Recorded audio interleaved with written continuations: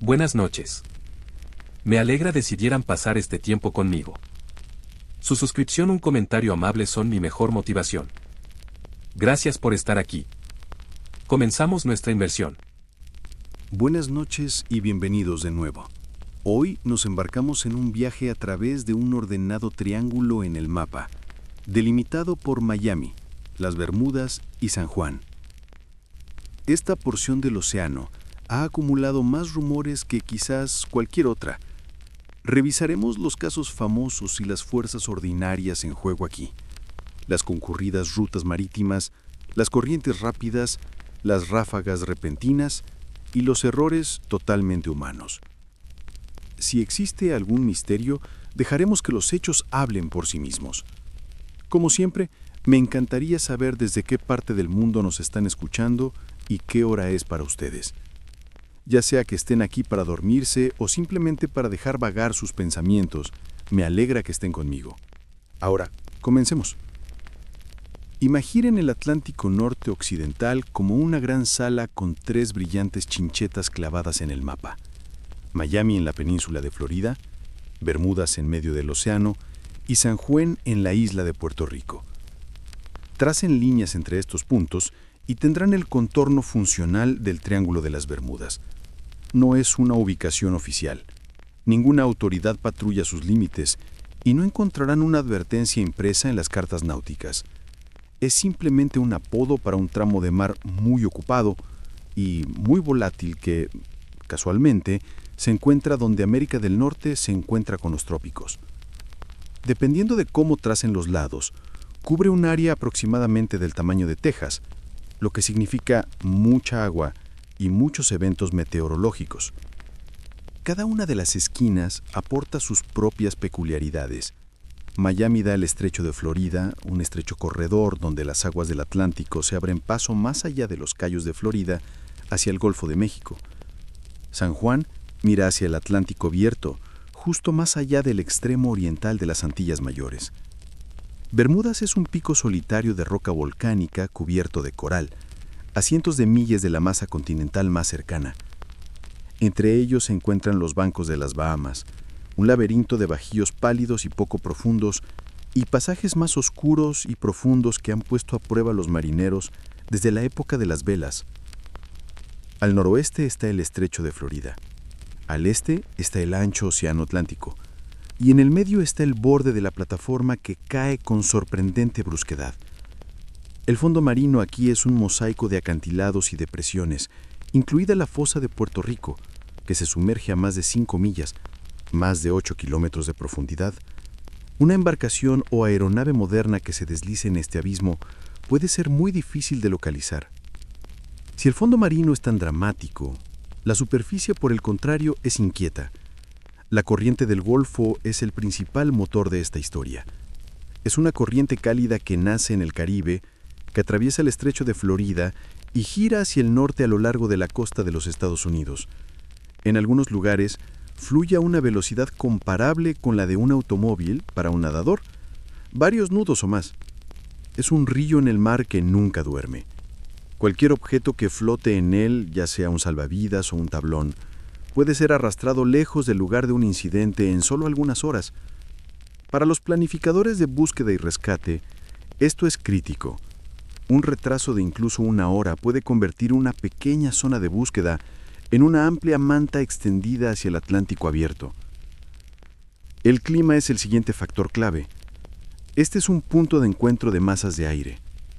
En invierno los frentes fríos se deslizan afuera del continente y provocan vendavales sobre el agua cálida.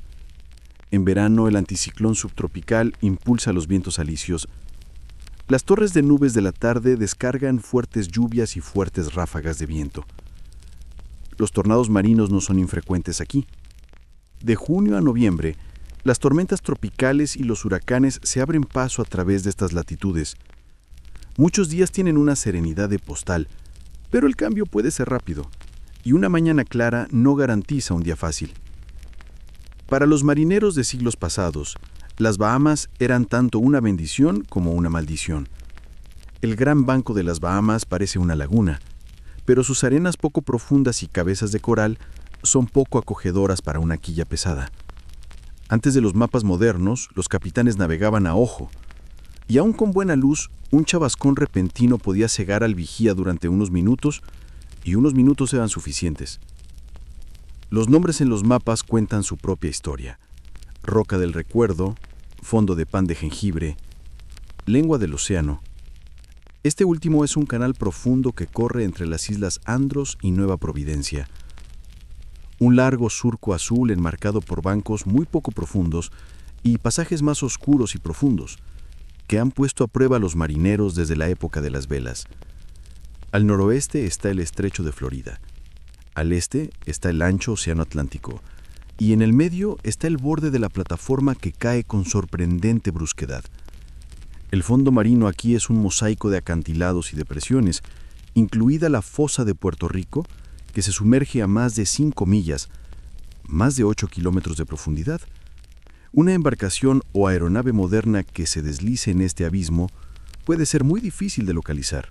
La navegación nos lleva a otro detalle que la gente repite de generación en generación. Las brújulas no apuntan al norte verdadero, apuntan el norte magnético, y la cantidad de desplazamiento se llama declinación. La línea de declinación cero, o línea agónica, ha vagado a lo largo de los siglos. En ocasiones, ha pasado directamente por esta región. Si no se compensaba esto, especialmente en la época anterior a los sistemas electrónicos, su rumbo podía desviarse en grados que importan en travesías largas. Agregue nubosidad que oculta el sol y las estrellas, un poco de fatiga y una fuerte corriente lateral, y verán cómo un viaje ordinario se convierte en un rompecabezas. Ahora ampliemos la vista sobre el mar. El cielo sobre el Triángulo es uno de los más concurridos del mundo. Los vuelos conectan Florida con el Caribe y América del Sur. Bermuda sirve tanto como punto de parada como destino por derecho propio. Los pilotos hablan de fuertes vientos alisios, de aire claro que puede volverse turbio sin previo aviso. En los primeros años de la aviación, las estaciones de radio eran temperamentales y las ayudas a la navegación eran escasas una vez que se abandonaba la costa. Una cabina moderna tiene sistemas de respaldo y bloqueos satelitales que se actualizan muchas veces por minuto. Una tripulación a finales de la década de 1940 a menudo tenía una brújula, un indicador de velocidad de aire, un reloj y un cálculo de rumbo por estima. Si su brújula era sospechosa y el horizonte se volvía indistinto por la lluvia, tenían que tomar decisiones difíciles. Bajo todo este movimiento, se extiende un paisaje flotante que ha desconcertado incluso a los marineros experimentados. Los marineros de Europa informaron por primera vez de alfombras marrones que parecían formar islas en el océano profundo. Este es el Mar de los Sargazos, un lento giro circular al este de las Bahamas, llamado así por el género de alga marina que flota en la superficie. No es un lago tranquilo, pero tiene amplias extensiones de agua perezosa con largas hileras de algas y agua azul clara entre ellas. Las anguilas desovan en sus tranquilas aguas centrales antes de que sus crías naden de regreso a Europa y América del Norte. El Mar de los Sargazos se superpone al lado este del Triángulo y es parte del mismo gran sistema de corrientes que la corriente del Golfo. El uso humano es el elemento final que convierte la geografía en riesgo. En un mapa, este triángulo se encuentra en una encrucijada de comercio. Los buques de carga pasan del Golfo de México y el Canal de Panamá al Atlántico.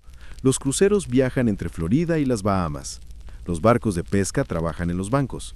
Los aviones de pasajeros y los cargueros trazan líneas que se cruzan en el cielo. Con este volumen, una cierta cantidad de percances es estadísticamente inevitable. El volumen por sí solo significa que aquí se registran más incidentes que en océanos remotos, donde pocos viajan, y esto puede darle a la región una reputación exagerada. Nada de esto debería despojarnos del sentido de la curiosidad. Parte de la razón por la que el Triángulo de las Bermudas ha capturado la imaginación es que combina contrastes interesantes. El agua muy poco profunda se encuentra al lado de agua muy profunda. Una mañana tranquila puede convertirse en caos a las 3 de la tarde. Un mar brillante puede ocultar un río rápido debajo. Los arrecifes antiguos pueden hundir el acero moderno. Muchos de los casos famosos que la gente recuerda ocurrieron dentro de estas fronteras, y es prudente entender el escenario en sí, antes de pasar a las historias. Cuando decimos el Triángulo, en realidad estamos hablando de una esquina del Atlántico donde la naturaleza está viva y los humanos se mueven en grandes cantidades. Si necesitan cifras, pueden delinear los límites aproximados. Entre aproximadamente 25 y 40 grados de latitud norte y entre aproximadamente 55 y 85 grados de longitud oeste, cubrirán la mayoría de las definiciones comunes. Dentro de esos límites se encuentran el estrecho de Florida y el canal de Providencia, la lengua del océano, la planicie profunda que cae hasta la fosa y el agua abierta que conduce al mar de los Sargazos. Este es el escenario sobre el que tienen lugar todos los relatos por venir. Una vez que vean el escenario con claridad, muchas de las piezas encajan naturalmente en su lugar. Así, el capítulo 1 no comienza con una maldición, sino con un mapa. Un triángulo trazado contra un telón de fondo de fuertes corrientes, clima cambiante y topografía compleja, saturado de barcos y aviones, celebrado por 5 siglos de viajeros. Eso es suficiente para llamar la atención, incluso antes de que aparezca un solo misterio en escena. Es el tipo de lugar donde nacen las historias porque el escenario es rico y las condiciones cambian de hora en hora. En la siguiente parte, examinaremos los primeros informes que le dieron a esta región un matiz de extrañeza y establecieron el tono para las generaciones venideras.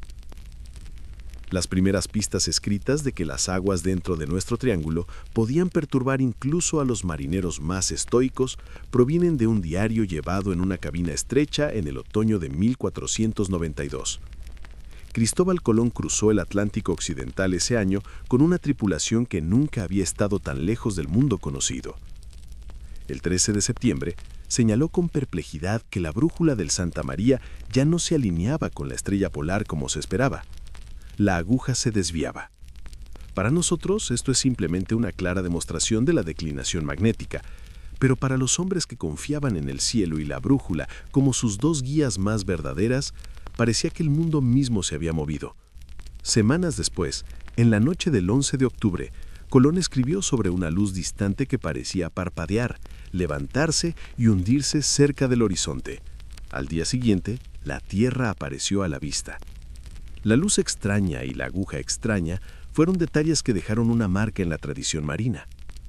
Colón y sus hombres también navegaron a través de esteras de algas flotantes tan densas que el mar parecía un edredón. Este era el borde noreste de lo que más tarde se llamaría el Mar de los Sargazos. El alga es Sargassum, una alga parda que le permite flotar. Los primeros cronistas lo describieron como si se hubieran arado campos en el océano. Sin embargo, la vista de inmensas balsas de vegetación viva en el mar abierto, combinada con largos periodos de viento débil, generó conversaciones inquietantes entre las tripulaciones. Los mapas y cartas del siglo XVI mencionan un mar donde los barcos pueden quedar atrapados y donde las algas pueden enredar una quilla. Este miedo no era preciso, pero era vívido, y los miedos vívidos tienden a viajar más lejos que las correcciones cautelosas. El Mar de los Sargazos se encuentra al este de las Bahamas y al norte de las Antillas, superponiendo el lado este de nuestro triángulo. Es una cuenca donde la gran circulación del Atlántico Norte recoge las algas en largas líneas llamadas cuerdas. El agua allí es notablemente clara. Los marineros podían mirar hacia abajo y ver un azul que está más cercano al violeta que al verde. Podían pensar que el agua estancada significa seguridad, pero para un velero de madera que necesita viento, la quietud podría parecer una trampa. Los suministros se agotaban más rápido cuando la velocidad bajaba. De estos días lentos nacieron conversaciones de calmas muertas y mares extraños. Épocas posteriores transfirieron estas impresiones al triángulo. La naturaleza funcionó de formas más interesantes. Las anguilas de Europa y América del Norte desovan en el Mar de los Sargazos. Sus crías regresan en las corrientes a los ríos. Los peces se esconden bajo las esteras de sargazo. Las tortugas se alimentan ahí, los pájaros cazan ahí, las ballenas migran a través de él. No hay nada espeluznante en ello. Es una encrucijada ecológica que los primeros marineros no podían ver del todo, pero podían sentir. Con el tiempo, el conocimiento práctico suavizó los relatos. Capitanes aprendieron que las líneas de algas marinas pueden marcar los límites de las corrientes Y los límites de las corrientes a veces apuntan a mejor pesca. Si nos movemos del giro del océano abierto hacia el oeste, hacia el archipiélago de islas, encontramos otra fuente de leyendas tempranas. Pocas costas en el Atlántico pueden presumir de más naufragios que los arrecifes que rodean Bermudas y los bajíos que salpican las Bahamas. Los españoles llamaron a Bermudas las Islas del Diablo, un nombre que probablemente provino de los sonidos espeluznantes hechos por las aves y el viento en las cuevas, y la forma en que el coral oculto mordía sin piedad los fondos de los barcos que pasaban. En 1609, el buque insignia Sea Venture, de la flota de la Compañía de Virginia, encalló en los arrecifes orientales de Bermudas durante un huracán. Las 150 personas a bordo sobrevivieron, pasaron el invierno en esa tierra solitaria y luego construyeron 2 embarcaciones más pequeñas, Deliverance y Patience, para completar el viaje a Jamestown. Su historia inspiró La Tempestad de Shakespeare y fijó en la mente inviesa la imagen de Bermudas como un lugar donde las tormentas y los arrecifes podían destruir y salvar. Para el siglo XVIII, Nueva Providencia, en las Bahamas, se había convertido en la capital no oficial de la piratería atlántica. Los canales entre las islas, con sus complejos bajíos y aguas poco profundas claras, pero traicioneras, hacían que la emboscada y la fuga fueran prácticas para barcos pequeños y rápidos. Nombres como Barba Negra y Calico Jack atraen al público moderno, pero para los comerciantes de la época eran más que teatro. Las desapariciones en la región en ese periodo a menudo tenían una causa totalmente humana, aunque un barco desaparecido se ve igual en el libro de contabilidad si se encontró con un arrecife o un corsario. Los autores posteriores a veces agruparon estas pérdidas en una única neblina de misterio. La verdad es un mosaico. Arrecifes, tormentas y piratas se llevaron su parte. Las Bahamas también tenían una larga tradición de naufragios. La palabra suena siniestra, pero gran parte era un salvamento legítimo. Los habitantes de las Bahamas, como Ábaco y Eleutera, después de las tormentas, buscaban barcos varados y vendían lo que podían salvar bajo reglas establecidas por los tribunales. Algunos, sin duda, sucumbieron a la tentación de encender falsas balizas con mal tiempo. La mayoría no lo hizo, porque las comunidades valoraban su reputación. Sin embargo, las historias de hombres que atraían barcos a la perdición se transmitían de boca en boca.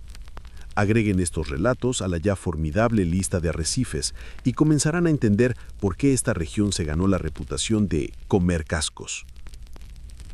El clima añadió su propio esplendor. Los marineros hablaban del fuego de San Telmo, un débil resplandor azul que aparece en mástiles y vergas durante las tormentas eléctricas. Se veía en el Mediterráneo y en el Océano Índico. Se veía aquí. Es un efecto inofensivo de aire ionizado.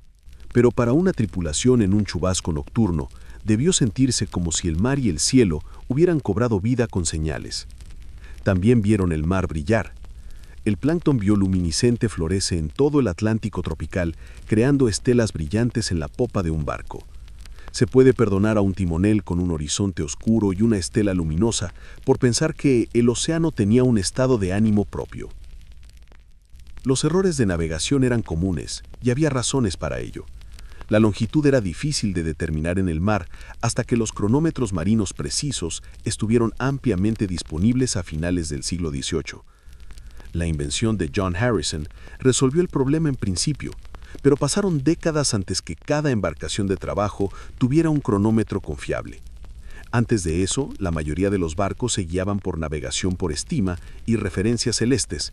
Una capa de nubes podía ocultar el sol y las estrellas durante días seguidos. Las corrientes, como la de Florida y la de las Antillas, podían arrastrar a un barco muy lejos de su curso previsto sin dejar rastro, excepto un cambio en el patrón de las olas. La combinación de longitud imprecisa, corrientes volátiles y chubascos frecuentes creó un caldo de cultivo para errores que los narradores posteriores podrían reformular como misterios. El mar de los Sargazos ganó su propio conjunto de cuentos a medida que avanzaba la era de la navegación. Los capitanes hablaban de barcos abandonados a la deriva en las algas, con cabos colgando y ni una sola alma a bordo. Algunos de estos relatos están sin duda embellecidos. La idea de que el mar de los Sargazos los atrapó como moscas en ámbar era más romántica que literal. Las corrientes ahí sí convergen, pero los barcos no se conservan en la superficie durante meses sin ser vistos, abordados o hundidos por los elementos. La verdad era más prosaica. Una tormenta o una fuga podía obligar a una tripulación a subir a los botes. El casco podía entonces ir a la deriva, y si un barco que pasaba lo encontraba semanas después, la cubierta vacía contaba una historia simple y triste. Una de las historias que a menudo se entreteje en las leyendas del Triángulo es la de The Mary Celeste. Fue encontrado en 1872 bajo vela parcial cerca de los Azores, con su cargamento intacto y su tripulación desaparecida. Esto ocurrió a miles de millas de nuestro triángulo, pero en la mente del público, el Atlántico es un escenario unificado, y una buena historia de barco fantasma es propensa al préstamo. En el siglo XIX, los periódicos amaban los detalles vívidos. Cuando los escritores del siglo XX compilaron sus antologías de episodios espeluznantes, prefirieron los escalofríos a las notas al pie de página. El resultado fue el efecto antología. Eventos separados por siglos y océanos se colocaron en un grupo ordenado. El mar de los Sargazos proporcionó un telón de fondo listo y el Triángulo ofreció más tarde un marco limpio. Para los marineros que trabajaban estas aguas cada semana, las leyendas llevaban lecciones aunque los detalles fueran incorrectos. Un capitán que navegaba de Nassau a Charleston aprendió a respetar los canales de Providencia con sus arenas cambiantes y sus rápidos chubascos. Un marinero sabía cómo una mañana brillante podía convertirse en una cortina blanca de lluvia antes del almuerzo. Estas no son lechones sobrenaturales, son lecciones prácticas escritas en libros de bitácora y en experiencia dura. Las crónicas tempranas, con sus luces, brújulas y algas, le dieron a la región una atmósfera de extrañeza. El conocimiento práctico posterior le dio forma. Hay otra forma en que las historias tempranas prepararon al mundo para lo que vino después. El Atlántico Occidental está lleno de umbrales. Las aguas poco profundas dan paso a la profundidad, la calma a la ráfaga y el viento alisio al frente. Este cruce constante de límites genera vistas y sonidos que se graban en la memoria. Un marinero que ve por primera vez el agua de la lengua del océano, después de semanas de bajíos verdes, recordará ese azul imposible.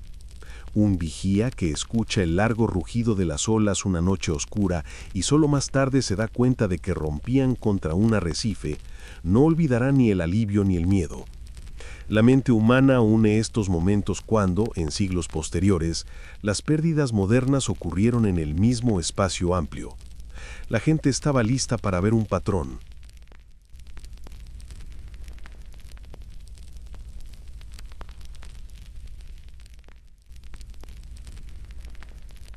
Saquen una goleta de Nassau y pónganla rumbo a los canales de Providencia.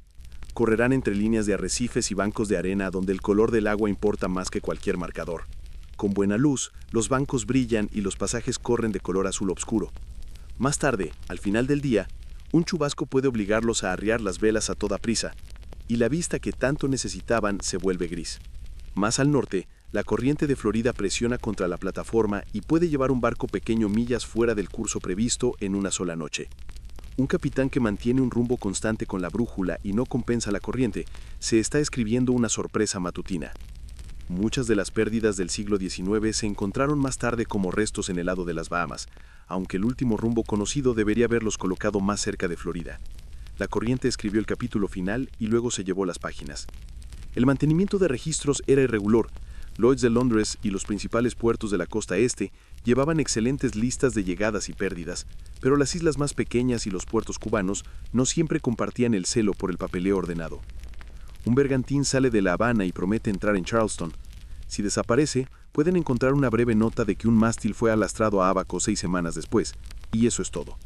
La falta de detalles es una base pobre para una gran teoría, pero los compiladores posteriores tomaron esto como una señal. Cuando se recopilan tales avisos durante un siglo y se colocan en un solo mapa pequeño, se crea un grupo denso que parece un diseño, aunque cada punto tuvo su propia causa. Los huracanes en los primeros registros explican más de lo que la mayoría de las leyendas permiten. A las tormentas que nacen en África y crecen sobre el Atlántico, les encanta el agua tibia. Y las Bahamas, el estrecho de Florida y las aguas al este de Puerto Rico están cálidas durante largos meses. Las trayectorias de las tormentas del siglo XIX muestran muchos vórtices que pasan por nuestro triángulo. Sin satélites, un barco se enteraba de un ciclón cuando el barómetro caía bruscamente y el viento se volvía extraño, o cuando el oleaje comenzaba a hablar de problemas distantes. Unas pocas horas de malas decisiones en una tormenta enviarán incluso un casco robusto a aguas malas. Muchos de los informes de desapariciones estaban fechados dentro de unos días de tormentas con nombre que ahora son parte de la historia meteorológica. Los marineros de la época no veían misterio en esto, veían el peligro ordinario de su oficio. También existe el hábito humano de agrupar cosas no relacionadas. Los naufragios en el anillo de coral de Bermudas pertenecen a la larga historia de esa isla. Los barcos desaparecidos al sur del paso de Crooked Island pertenecen a las Antillas. Los buques que salieron de La Habana y no llegaron a Key West a menudo perecieron en los estrechos. A los escritores posteriores les resultó conveniente trazar un solo conjunto de límites y llamarlo todo un lugar especial. Las personas que navegaban aquí habrían descrito áreas más pequeñas de riesgo y sabiduría. Los canales de Providencia siguen sus propias reglas. La lengua del océano tiene su propio clima. La leyenda ama una etiqueta singular. El marinero ama la nota específica que dice: evite este pasaje con viento del norte. Vale la pena dedicar tiempo al lenguaje ordinario del periodo. Cuando un barco se perdía, la frase más utilizada era perdido con todas las manos. Corta, definitiva. La causa no se daba a menos que los restos o los sobrevivientes la proporcionaran. El público aprendió a leer estas 3 palabras con un nudo en el garganta y un encogimiento de hombros. El océano se lo lleva. Esa era la lección. Lo que la idea del Triángulo de las Bahamas hizo más tarde fue tomar un número significativo de tales avisos de esta esquina del Atlántico y presentarlos como una sola segunda lección. Quizá había un patrón, quizá había algo en el agua o el cielo que merecía un nombre. El siglo XIX en sí mismo, leído directamente, es más modesto. Muestra a flotas pasando de manera segura año tras año, y muestra una minoría de pérdidas que ocurrieron donde había muchos arrecifes y las tormentas eran rápidas. Los barcos fantasma existieron y esta región vio su parte. Muchos tenían causas directas. Un incendio que obligó a la tripulación a abandonar el barco. Una fuga que superó a las bombas. Una enfermedad que dejó a muy pocos para manejar las velas. Las corrientes que llevaron un casco vacío a las vías marítimas donde fue encontrado. El sorprender encontrar una cabina ordenada y un reloj que aún funcionaba es un excelente parágrafo. Pero el rescate de un barco abandonado a menudo era un asunto de negocios, no de romance. La ley de salvamento recompensaba las cabezas frías y la acción rápida. Pueden preguntar qué prueba todo esto. Prueba que para el final del siglo, la gente ya había acumulado una pequeña biblioteca de desapariciones dentro de las líneas que ahora llamamos el Triángulo. Algunos eran buques gubernamentales con fechas precisas. Algunos eran cargueros con registros escasos. Algunos eran cuentos que llegaron a la imprenta y se fijaron ahí. Todos facilitaron la siguiente etapa. Cuando el siglo XX trajo barcos más grandes, radio y luego aviones, el hábito de pensar en esta región como un lugar donde suceden cosas extrañas ya se había formado. El escenario estaba construido, el público estaba sentado. Los barcos desaparecidos del siglo XIX no se desvanecieron en el mito de inmediato. Primero se fueron a los documentos de sus dueños, al dolor de sus familias y a las conversaciones tranquilas de los marineros que entendían el trabajo. Solo más tarde los recolectores de curiosidades los sacaron de su contexto original y los colgaron en una galería con un título sugerente sobre la puerta. Conocer la luz original nos ayuda a mirarlos con honestidad. Si quieren ver cómo una leyenda echa raíces, sigan el rastro de papel de los barcos que zarparon con manifiestos ordenados y no regresaron. El caso más citado de principios del siglo XX no comienza dentro del Triángulo, sino justo encima de él, en las orillas que custodian la costa de Carolina del Norte. A finales de enero de 1921, la goleta de 5 mástiles Carroll A. Deering fue avistada bajo todo su velamen cerca de Diamond Shoals. Parecía extrañamente bien cuidada para ser un barco en apuros. El 31 de enero, una tripulación de la Guardia Costera llegó a ella con la marea baja y abordó. El timón estaba roto. La caja que protegía la brújula estaba destrozada y vacía. Los platos estaban colocados en la estufa de la cocina y la comida estaba dispuesta, como si la gente se hubiera ido a toda prisa. El libro de registro, el sextante, el cronómetro y todos los botes pequeños habían desaparecido. No apareció ninguna tripulación, no se encontró ningún mensaje, ni en una botella ni en la playa. Washington convocó una investigación formal y escuchó teorías que iban desde un motín hasta contrabandistas y la simple brutalidad de una tormenta, y luego cerró el caso sin una respuesta final. El Deering se quedó con las costillas en la arena durante meses, y luego fue volado como un peligro para la navegación. Para cuando terminó la Segunda Guerra Mundial, la gente que vigilaba el mar ya había acumulado una serie de pérdidas sin resolver que encajaban en el triángulo trazado desde Miami hasta Bermudas y Puerto Rico. Este conjunto de historias aún no tenía un nombre colectivo, pero sí tenía perdurabilidad. Cuando llegaron los primeros casos dramáticos de aviación, no cayeron en un espacio vacío. Aterrizaron en una plataforma construida con barcos a la deriva, desapariciones y frases oficiales como causa desconocida. La línea que va desde una brújula rota en un bajío hasta una llamada de radio que se corta a mitad de la frase es más recta de lo que parece. La escena se habla en una clara tarde de diciembre de 1945 en la estación aérea naval de Fort Lauderdale. La guerra ha terminado, el aire es cálido y el régimen normal de vuelos de entrenamiento ha regresado al sur de Florida. 5 torpederos Grumman Avenger se sientan en línea. Sus motores cobran vida con un pesado estruendo radial que hace vibrar las costillas. Cada uno lleva combustible para varias horas, una tripulación de 2 o 3 hombres y el equipo ordinario de tiempos de paz. El plan del día es simple sobre el papel: volar hacia el este hasta los bajíos de las Bahamas para un ejercicio de tiro, girar hacia el norte para comenzar una etapa de navegación, luego girar de nuevo hacia el oeste hacia Florida. Era un ejercicio estándar diseñado para afinar las habilidades básicas de los pilotos que pasaron la guerra volando sobre los océanos. El líder del vuelo era el teniente Charles Taylor, experimentado y seguro, con 4 pilotos en entrenamiento en los otros aviones. Un total de 14 hombres se abrocharon el cinturón, revisaron sus instrumentos y subieron al pálido cielo invernal. Los Avengers se dirigieron hacia el este a través del estrecho de Florida, hacia las aguas poco profundas marcadas en las cartas como zonas de práctica. Desde la cabina de un avión, esta vista parece casi pintada, una señal de que el fondo marino se eleva hacia ti y que las cabezas de coral dispersas sobresalen como nurillos. Aquí las tripulaciones soltaron marcadores de práctica y volaron en patrones ordenados mientras los instructores vigilaban el espaciado, los rumbos y los giros. Nada en la primera etapa del vuelo presagió problemas. Los informes meteorológicos alrededor del mediodía señalaron buenas condiciones con brisas moderadas y excelente visibilidad en la mayor parte de la ruta. Había oleaje, pero no peligroso. No era un día en el que nadie leyera el tablón de anuncios en busca de una advertencia. El problema apareció por primera vez como algo muy pequeño. Una voz por radio dijo que la brújula del líder no coincidía con lo que él creía ver con sus propios ojos. Esto sucede en vuelos largos sobre el agua. Una brújula puede ser afectada por fallas menores, una herramienta de metal dejada cerca del panel o simplemente una peculiaridad del instrumento. En tierra se corrige rápidamente. Sobre el océano hay menos pistas. Las tripulaciones completaron el ejercicio y giraron hacia la segunda etapa. Pero el líder comenzó a dudar de su ubicación. Los mensajes de radio capturaron fragmentos que juntos forman una historia humana simple. Él creía que estaban más al sur de lo que deberían. Si eso era cierto, el refugio seguro sería dirigirse hacia el norte y buscar Florida. El controlador en tierra, por el contrario, pensó que estaban más al este de la base y les instó a volar directamente hacia el oeste. Una línea recta los habría devuelto a la península. Las dos opiniones no coincidían, y ninguna de las partes tenía una imagen clara. La hora siguiente es un maraño de frases entrecortadas atrapadas en la estática. El líder del vuelo dijo repetidamente que ambas brújulas se estaban comportando de forma extraña. Dijo que el agua debajo no se veía bien. Pensó que reconocía el contorno de las islas, pero no podía hacer que coincidieran con su mapa. Los pilotos en los otros aviones hicieron preguntas directas. ¿Debemos girar al oeste? ¿Ves tierra? Uno respondió que su combustible se estaba agotando. El sol se hundía en la neblina y se llevaba consigo las últimas sombras sutiles. Otros aviones en la región informaron de algunos chubascos.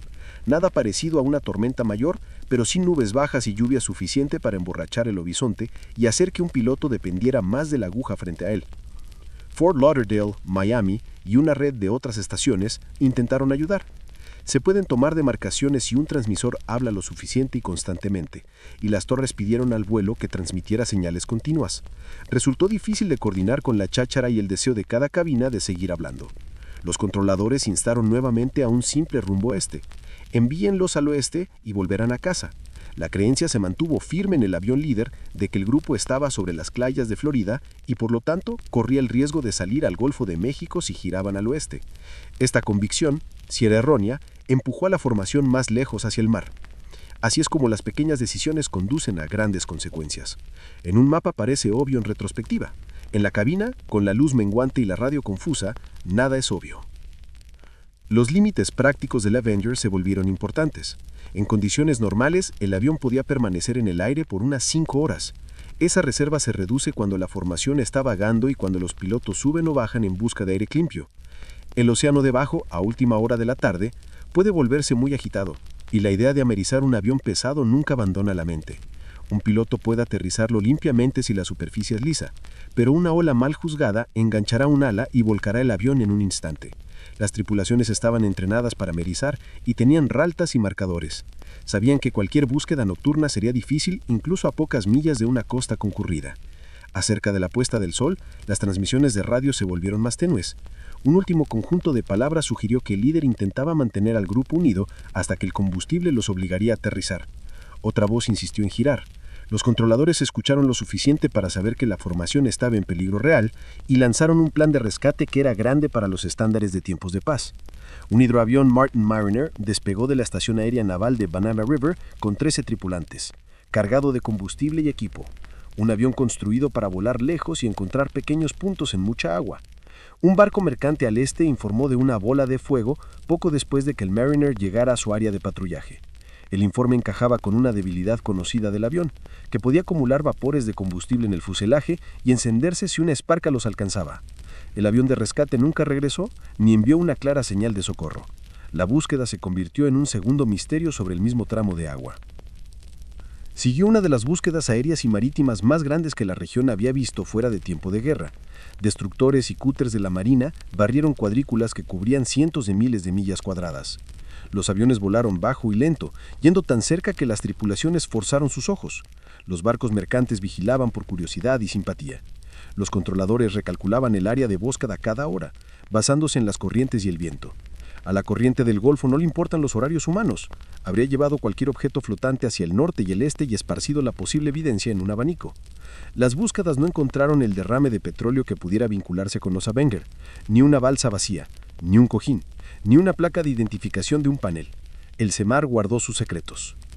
Cuando la Marina convocó una junta de investigación, los oficiales leyeron las transcripciones, interrogaron a los controladores y a los pilotos y dibujaron mapas que ahora parecen desgarradoramente ordenados.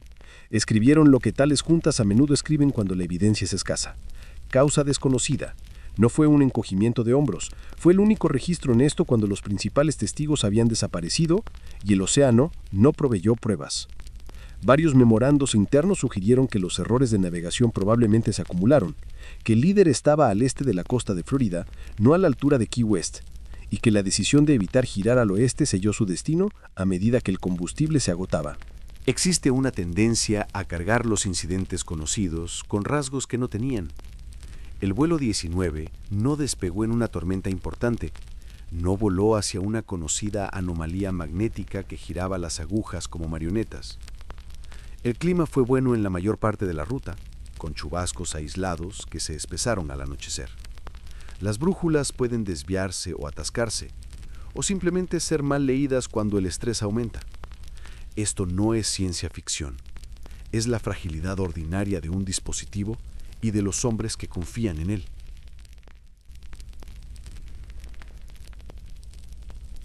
Sin embargo, ciertas ideas continuaron circulando. Incluso entonces, la gente que trabajaba con brújulas señalaba el largo vagabundeo de la línea agónica, el lugar donde la aguja apunta al norte verdadero. Cuando esta línea pasaba cerca de Florida, un rumbo no corregido podía desviarse. Los navegantes experimentados lo sabían, pero los cadetes no siempre lo aplicaban bajo estrés. Otros notaron lo fácil que la corriente del Golfo podía borrar los restos flotantes. Una balsa salvavidas en aguas tranquilas se quedará donde la dejaste. Una balsa en esta corriente podría estar a 10 millas de su punto de origen para cuando un avión de patrulla llegara al lugar. Para el público, la ausencia de restos parecía siniestra. Para los planificadores de búsqueda, parecía demasiado mundano. En los años siguientes, el caso ganó una segunda vida en la prensa. Los escritores amantes del misterio copiaban fragmentos de las transmisiones de radio que nunca fueron destinados a ser leídos como literatura. Un comentario sobre una neblina blanca se convirtió en un indicador de rareza. Una observación sobre las brújulas que se negaban a asentarse se convirtió en una acusación a la región, no solo una nota sobre una cabina en un día. La pérdida del avión de rescate se convirtió en un giro narrativo, no en un accidente separado de un tipo conocido de alto riesgo. Algunos autores afirmaron que el clima era perfectamente sereno, cuando de hecho los pilotos cercanos habían reportado chubascos y fuerte oleaje al final del día. Nada de esto era una conspiración. Era la narración de historias por parte de personas que preferían un escalofrío en lugar de una nota a pie de página. Un grupo más pequeño tomó el otro camino. Analizaron los registros de mantenimiento y los horarios de entrenamiento y los compararon con los mapas meteorológicos del día. Señalaron que los aviones Avenger carecían de las ayudas de navegación de largo alcance, que recién estaban llegando a las cabinas. Señalaron incidentes anteriores en los que los pilotos identificaron erróneamente las Bahamas como las islas de Florida a baja altitud.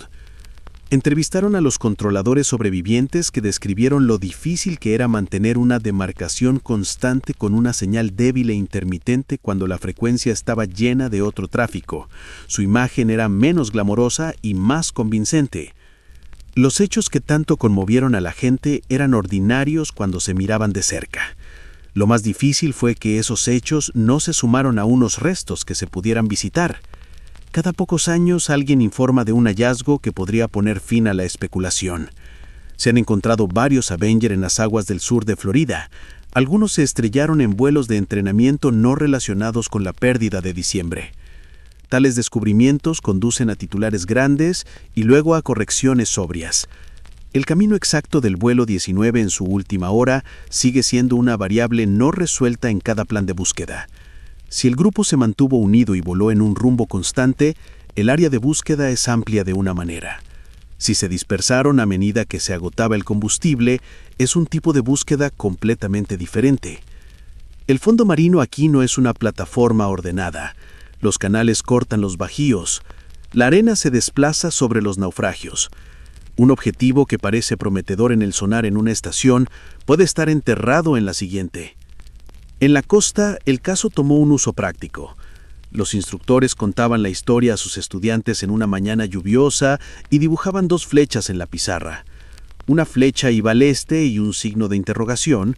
La otra flecha iba al oeste y una pequeña palmera. Era una forma suave de decir que el orgullo por la posición de uno no debería interponerse en el camino de una decisión simple cuando el día comienza a terminar.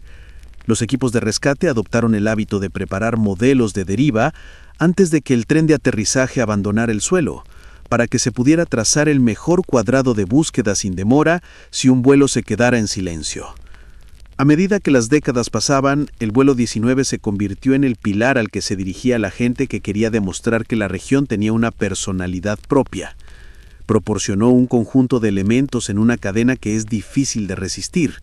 Aviones militares, un comienzo claro, una continuación confusa, ninguna conclusión, un rescate que añade víctimas, una búsqueda que no encuentra nada.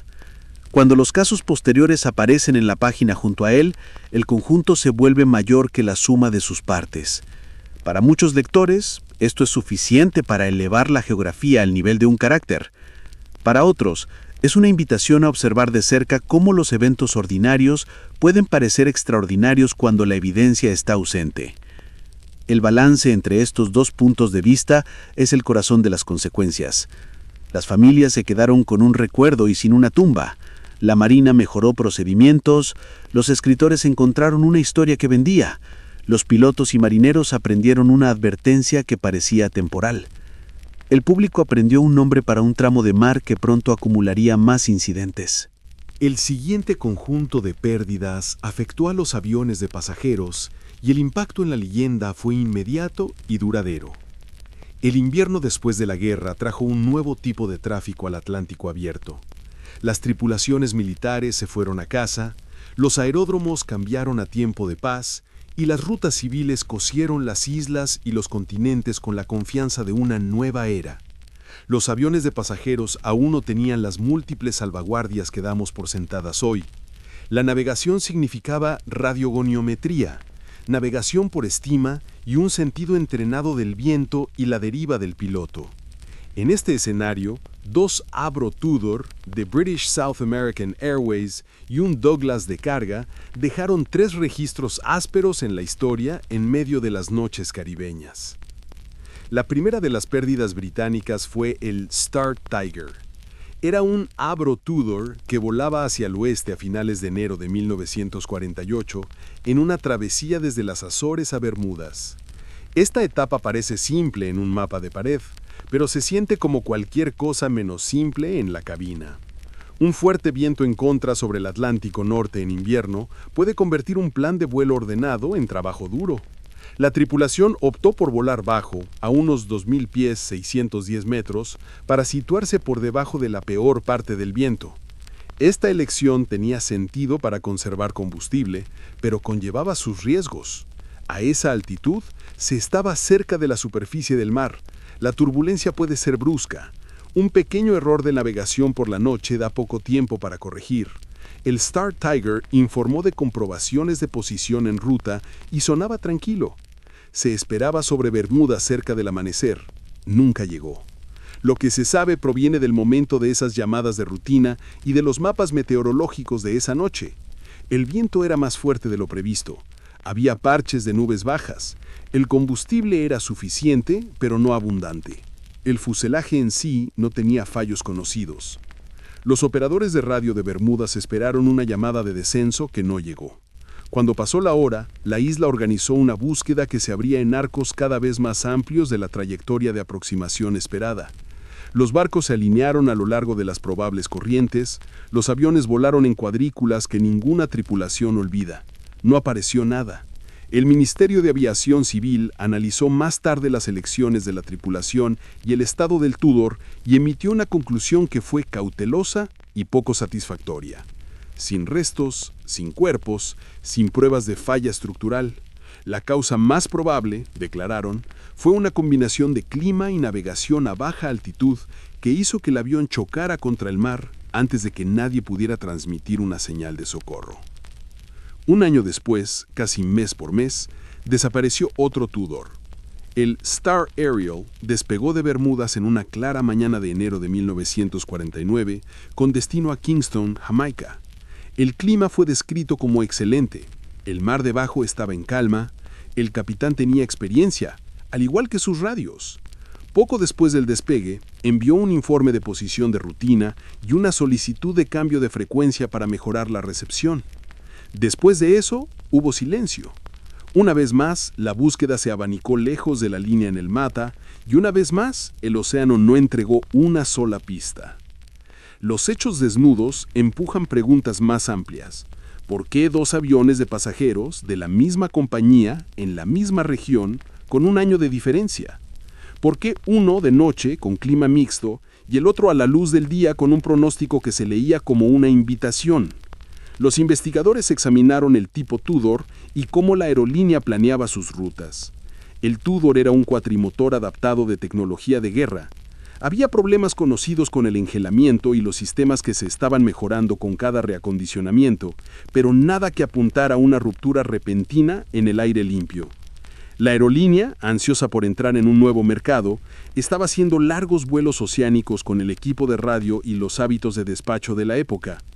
Esto significaba que las tripulaciones a veces cambiaban de frecuencia sin las redes de repetidores confiables que luego se convirtieron en estándar. Si cambian de canal en el momento equivocado, pueden pasar unos minutos largos llamando a silencio, mientras la estación que dejaron atrás sigue escuchando donde ya no están.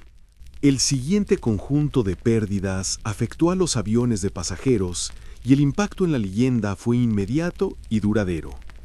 El invierno después de la guerra trajo un nuevo tipo de tráfico al Atlántico abierto. Las tripulaciones militares se fueron a casa, los aeródromos cambiaron a tiempo de paz y las rutas civiles cosieron las islas y los continentes con la confianza de una nueva era. Los aviones de pasajeros aún no tenían las múltiples salvaguardias que damos por sentadas hoy. La navegación significaba radiogoniometría, navegación por estima y un sentido entrenado del viento y la deriva del piloto. En este escenario, 2 Avro Tudor de British South American Airways y un Douglas de carga dejaron 3 registros ásperos en la historia en medio de las noches caribeñas. La primera de las pérdidas británicas fue el Star Tiger. Era un Avro Tudor que volaba hacia el oeste a finales de enero de 1948 en una travesía desde las Azores a Bermudas. Esta etapa parece simple en un mapa de pared, pero se siente como cualquier cosa menos simple en la cabina. Un fuerte viento en contra sobre el Atlántico Norte en invierno puede convertir un plan de vuelo ordenado en trabajo duro. La tripulación optó por volar bajo, a unos 2.000 pies 610 metros, para situarse por debajo de la peor parte del viento. Esta elección tenía sentido para conservar combustible, pero conllevaba sus riesgos. A esa altitud, se estaba cerca de la superficie del mar. La turbulencia puede ser brusca. Un pequeño error de navegación por la noche da poco tiempo para corregir. El Star Tiger informó de comprobaciones de posición en ruta y sonaba tranquilo. Se esperaba sobre Bermuda cerca del amanecer. Nunca llegó. Lo que se sabe proviene del momento de esas llamadas de rutina y de los mapas meteorológicos de esa noche. El viento era más fuerte de lo previsto. Había parches de nubes bajas. El combustible era suficiente, pero no abundante. El fuselaje en sí no tenía fallos conocidos. Los operadores de radio de Bermudas esperaron una llamada de descenso que no llegó. Cuando pasó la hora, la isla organizó una búsqueda que se abría en arcos cada vez más amplios de la trayectoria de aproximación esperada. Los barcos se alinearon a lo largo de las probables corrientes, los aviones volaron en cuadrículas que ninguna tripulación olvida. No apareció nada. El Ministerio de Aviación Civil analizó más tarde las elecciones de la tripulación y el estado del Tudor y emitió una conclusión que fue cautelosa y poco satisfactoria. Sin restos, sin cuerpos, sin pruebas de falla estructural. La causa más probable, declararon, fue una combinación de clima y navegación a baja altitud que hizo que el avión chocara contra el mar antes de que nadie pudiera transmitir una señal de socorro. Un año después, casi mes por mes, desapareció otro Tudor. El Star Ariel despegó de Bermudas en una clara mañana de enero de 1949 con destino a Kingston, Jamaica. El clima fue descrito como excelente. El mar debajo estaba en calma. El capitán tenía experiencia, al igual que sus radios. Poco después del despegue, envió un informe de posición de rutina y una solicitud de cambio de frecuencia para mejorar la recepción. Después de eso, hubo silencio. Una vez más, la búsqueda se abanicó lejos de la línea en el mapa y una vez más, el océano no entregó una sola pista. Los hechos desnudos empujan preguntas más amplias. ¿Por qué 2 aviones de pasajeros de la misma compañía en la misma región con un año de diferencia? ¿Por qué uno de noche con clima mixto y el otro a la luz del día con un pronóstico que se leía como una invitación?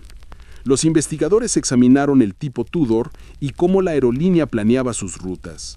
El Tudor era un cuatrimotor adaptado de tecnología de guerra. Había problemas conocidos con el engelamiento y los sistemas que se estaban mejorando con cada reacondicionamiento, pero nada que apuntara a una ruptura repentina en el aire limpio.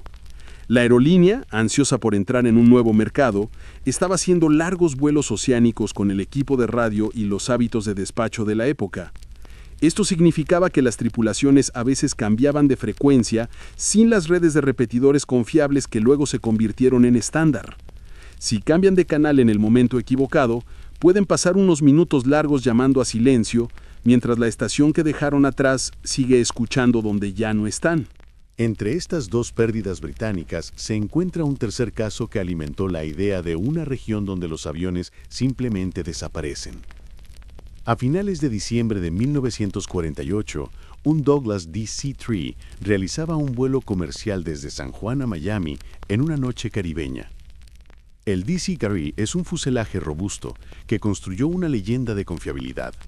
Las tripulaciones confiaban en él. Esa noche, el panorama era complicado. El avión mostraba problemas eléctricos y de radio días antes de su partida. Había registros de baterías y generadores que sugerían que la carga no era lo que debería ser. El capitán era consciente de estos detalles. Se reportó a los controladores en el camino, pidió asistencia de navegación a medida que se acercaban a la costa de Florida y luego radiografió que estaba a unas 50 millas de Miami. Después de eso, solo hubo estática. El clima esa noche no era severo. Había chubascos dispersos y una fuerte brisa. El testimonio de los testigos reunidos más tarde sugirió que el avión podría haber estado volando un poco más bajo de lo planeado, quizás para situarse por debajo de las nubes o para encontrar aire más tranquilo. Si su receptor de navegación no es confiable, hace lo que puede con lo que tiene. Los pilotos de esa época estaban entrenados para trabajar con el triángulo de tiempo, velocidad y rumbo. Cuando los vientos son más fuertes de lo esperado y la corriente del Golfo añade su deriva, el triángulo puede deshacerse rápidamente. El último informe de posición conocido colocó al DC-3 a poca distancia de las luces de Miami. Si no estaba exactamente donde el capitán pensaba, las reservas de combustible podrían haberse agotado a cero mientras las tripulaciones en tierra miraban hacia un mar que no dio ninguna señal. Es tentador unir estos tres incidentes con un solo hilo y darles una etiqueta. Es más útil colocarlos en su contexto. El tráfico aéreo transoceánico a fines de la década de 1940 era seguro para los estándares de la época, pero aún no era seguro para los nuestros. La navegación sobre el agua seguía siendo vulnerable a pequeños errores que crecían. Las comunicaciones por radio podían ser intermitentes en los límites de la cobertura. Las búsquedas en esos años eran disciplinadas y limitadas. Los hidroaviones de Bermudas podían volar lejos, pero sus tripulaciones miraban con ojos humanos un mar que refleja el sol de día y absorbe la luz de noche. Los derrames de petróleo desaparecen. Una balsa blanca contra las olas blancas es una tarea difícil desde el aire. El océano entre las Bahamas y Bermudas colinda con algunas de las aguas más profundas del Atlántico. La fosa de Puerto Rico se encuentra al sur. La hondonada de Blake está frente a la plataforma de Florida. Un objeto pesado que llega a estas profundidades no ofrece muchas segundas oportunidades.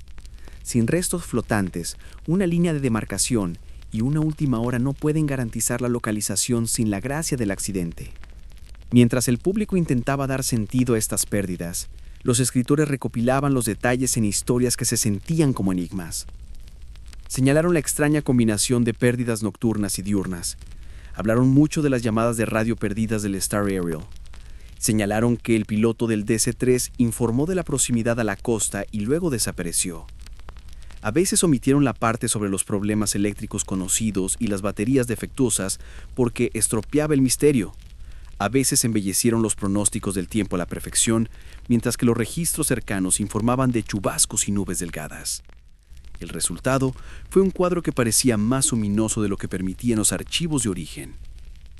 Los informes oficiales son más fríos. Para el Star Tiger, la hipótesis es que el avión volaba a baja altitud en condiciones que dificultaba la navegación precisa, y el combustible y la fatiga redujeron el margen de seguridad a cero. Para el Star Ariel, lo mejor que se pudo ofrecer fue la especulación de que una falla repentina, tal vez en las comunicaciones o un sistema vital, no dejó tiempo para que la tripulación enviara una señal antes de que el avión impactara en el agua. El informe del DC-3 enfatiza los problemas eléctricos conocidos, las preguntas sobre el estado de las baterías y la probabilidad de que el viento hubiera desviado el avión de curso, mientras los cálculos de combustible no se actualizaban. Estos eventos cambiaron los hábitos. Las aerolíneas endurecieron los procedimientos de radio para cambiar de frecuencia sobre el agua. Bermudas mejoró las prácticas de retransmisión con los aviones que pasaban de una banda a otra. Los estándares de mantenimiento se elevaron a medida que las empresas se dieron cuenta de que una pequeña molestia en tierra podía convertirse en una falla crítica sobre el mar abierto. Las ayudas a navegación fueron actualizadas y multiplicadas. Para la leyenda de la región, el efecto fue inmediato. Ya no se trataba de vuelos de entrenamiento militar, sino de pasajeros de pago en tiempo de paz. Eran tripulaciones con nombres en los periódicos y familias en Inglaterra y el Caribe esperando telegramas. La frase «desaparecido sin dejar rastro» apareció más de una vez en un año. Es una frase que no se asienta tranquilamente en la mente. Evoca una imagen en la que el mar mismo tiene apetito. Existen explicaciones razonables para cada una de estas pérdidas. Sin embargo, la ausencia de evidencia física permitió que se formara una historia más grande. En las salas de visitas, la gente dibujaba un triángulo en los mapas y asentía para sí, como si se hubiera resuelto un problema geométrico. Desde la perspectiva de la historia contada directamente, la lección es más amable y más útil. Finales de los años 40 fue un punto de inflexión entre la aviación heroica temprana y los sistemas en capas del vuelo moderno. Las tripulaciones del Tudor y el DC-3 volaron hacia ese punto de inflexión con coraje y habilidad, y cuando su suerte se agotó, el océano dejó pocas pistas. Sus historias nos recuerdan que la navegación es un arte, que las radios importan más que cualquier pintura nueva en el fuselaje, y que 100 millas de azul pueden ser un corredor o un vacío dependiendo del día. Los años de la posguerra llenaron el cielo sobre las Bahamas y el estrecho de Florida con todo tipo de aviones. Aviones de patrulla de la Marina volaban en arcos largos, transportes militares movían personas y carga, y un número creciente de pilotos privados cosían los saltos de isla en isla con una confianza que sigue a un buen pronóstico del tiempo. No todos los incidentes se hicieron famosos. Muchas fueron pérdidas que llegaron a las noticias locales y luego se archivaron en los libros de registro. Sin embargo, en conjunto, muestran lo fácil que un vuelo rutinario en esta región puede cambiar debido a cosas pequeñas. Tomemos los grandes transportes militares que cruzaron estas aguas a fines de la década de 1940. En 1947, un C-54 cuatrimotor volaba de Bermudas a tierra firme cuando se encontró con una fuerte turbulencia. La tripulación informó de problemas de control y se estrelló en el mar. Se encontraron restos, por lo que este caso no atormenta los libros populares. Se encuentra en los archivos oficiales como un recordatorio sombrío de que el aire frío de invierno, sobre una corriente cálida, puede desgarrar un avión de una manera que se entrena para enfrentar, pero a veces todavía conduce a la derrota. El punto es que no todas las pérdidas o casi pérdidas aquí son misteriosas. Algunas, lamentablemente, son sencillas. Una ráfaga que estresa un ala en el momento equivocado. Un descenso iniciado un minuto tarde. Hay otra lección en la desaparición de un avión de transporte C-119 Flying Boxcar en 1965. El transporte bimotor salió de Florida hacia Grand Turk en buenas condiciones. Las comunicaciones por radio lo situaron al norte de la cadena Crooked e Acklins en las Bahamas. Luego silencio. Días después, restos de un palé de carga y algunas piezas marcadas fueron arrastradas a las playas de las Bahamas. No se encontraron supervivientes. El clima ese día incluyó tormentas dispersas. Con 2 grandes motores radiales y un fuselaje de alto arrastre, el Flying Boxcar requería cuidado en la turbulencia y la lluvia intensa. Los investigadores no pudieron señalar una causa singular, pero la naturaleza de los restos sugirió una falla estructural dura en vuelo o un impacto muy fuerte. Una vez más, no se necesita nada sobrenatural para ver cómo tal resultado podría surgir de malas células de tormenta y mala suerte. Los aviones pequeños tienen su propio catálogo de peligros en estas latitudes. Muchos vuelos privados en los años 50 y 60 utilizaban balizas no direccionales y radiogoniómetros de baja frecuencia. Por la noche, estas señales pueden desvanecerse y saltar. Un piloto podía escuchar un tono constante, asumiendo que estaba en curso, y no darse cuenta de que una onda ionosférica había cambiado la demarcación aparente. En un día despejado, la cadena de las Bahamas es un conjunto amigable de escalones. Por la noche, o en una cortina de lluvia que oscurece el horizonte, se convierten en una cadena de siluetas oscuras con pocas luces. Existe el problema de las ilusiones. Los pilotos lo llaman el efecto agujero negro. En una noche clara sobre el agua, sin luces terrestres delante y nubosidad arriba, la percepción de profundidad colapsa. El mundo se convierte en un túnel sin textura. Sin un escaneo disciplinado de los instrumentos, un descenso puede comenzar sin ser detectado. A la corriente del Golfo no le importa nada de esto. Se mueve rápidamente y en una línea que cruza muchos enfoques. Si un piloto juzga mal la altitud y ameriza limpiamente, el avión puede romperse sin dejar mucho en la superficie. Incluso un cojín o una bolsa de cartas se convierten en evidencia débil cuando la corriente los arrastra a varios nudos. Los hábitos de radio de la época podrían empeorar una mala situación. Las tripulaciones cambiaban de frecuencia al abandonar una zona de control y entrar en otra. Si ese cambio ocurría en el momento en que surgía un problema, podían encontrarse en una situación en la que estaban llamando en un canal, mientras la estación que los escuchaba estaba en el viejo. Unos minutos de cables cruzados en una emergencia pueden ser la diferencia entre una demarcación a la base y una oportunidad perdida. hay otra lección en la desaparición de un avión de transporte C-119 Flying Boxcar en 1965. El transporte bimotor salió de Florida hacia Grand Turk en buenas condiciones. Las comunicaciones por radio lo situaron al norte de la cadena Crooked e Acklins en las Bahamas. Luego, silencio. Días después, restos de un palé de carga y algunas piezas marcadas fueron arrastradas a las playas de las Bahamas. No se encontraron supervivientes. El clima ese día incluyó tormentas dispersas. Con 2 grandes motores radiales y un fuselaje de alto arrastre, el Flying Boxcar requería cuidado en la turbulencia y la lluvia intensa. Los investigadores no pudieron señalar una causa singular, pero la naturaleza de los restos sugirió una falla estructural dura en vuelo o un impacto muy fuerte. Una vez más, no se necesita nada sobrenatural para ver cómo tal resultado podría surgir de malas células de tormenta y mala suerte. El comportamiento de los instrumentos le dio su carácter a muchas situaciones difíciles. La declinación magnética en esta región no es un secreto, pero la línea de declinación cero ha variado por el Atlántico Occidental. Cuando un piloto no corrige, el error crece con la distancia.